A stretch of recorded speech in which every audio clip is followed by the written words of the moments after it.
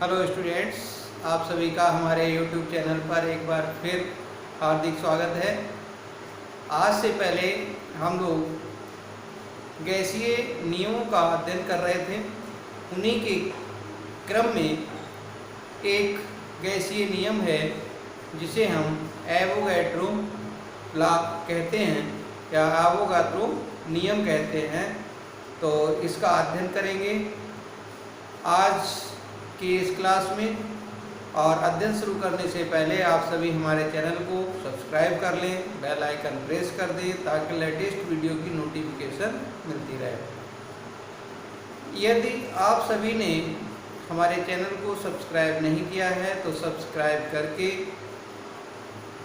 आप सभी पीछे की जितनी भी वीडियो हम अपलोड कर चुके हैं वो सभी प्लेलिस्ट से पढ़ सकते हैं, समझ सकते हैं। तो चैनल को सब्सक्राइब करें और उसके बाद इजी केमिस्ट्री बाय अजय वीर नाम से आपके सब्सक्रिप्शन में चैनल आ जाएगा, जिस पर क्लिक करने पर आप प्लेलिस्ट में सभी वीडियोज देख सकते हैं। तो आज के इस क्लास को शुरू करते हैं। तो सबसे पहले अभी हमने जो टॉपिक बताया था उसी का अध्ययन इस क्लास में करेंगे। एवोगैड्रो लॉ या एवोगाद्रो, चाहे एवोगैड्रो कर लो, एवोगैड्रो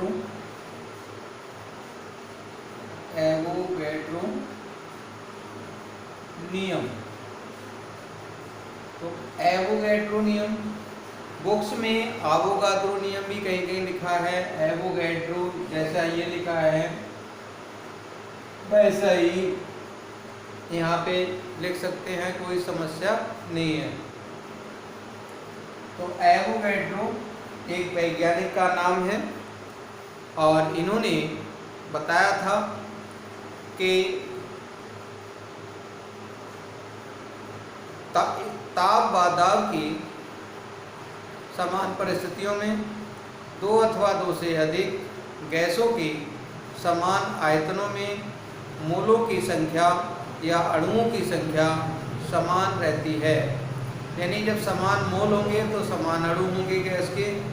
इसलिए यूनिट फर्स्ट में भी ये नियम पढ़ा था कि दो या दो से अधिक गैसों के समान आयतनों में अणुओं की संख्या समान रहती है यदि ताप और दाब स्थिर रहे। यानी स्थिर ताप और दाब पर दो या दो से अधिक गैसों के समान आयतनों में अणुओं की संख्या समान होती है। अब देखिए,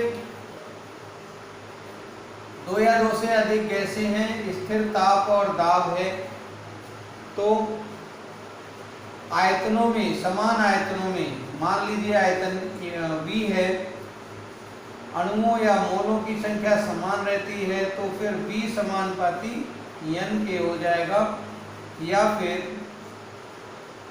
B बराबर Kn या B/N बराबर K।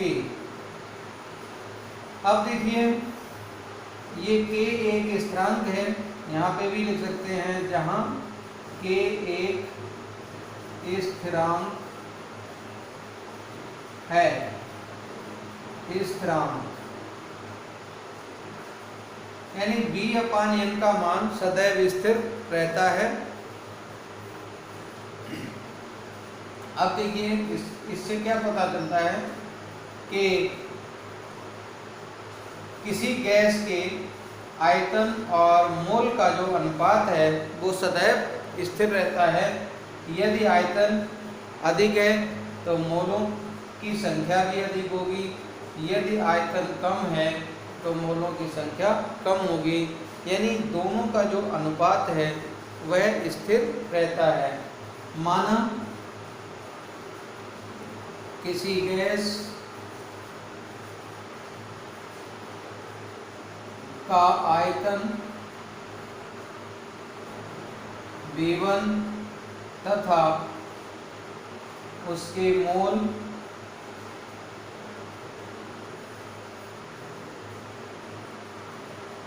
N1 हैं और यदि ताप व दाब की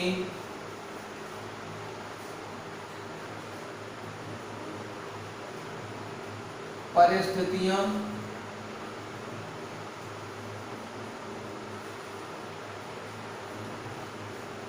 या दशाएं समान रहें, समान हों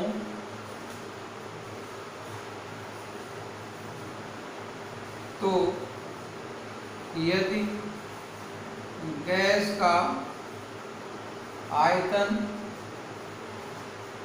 V1 से बढ़ाकर या परिवर्तित करके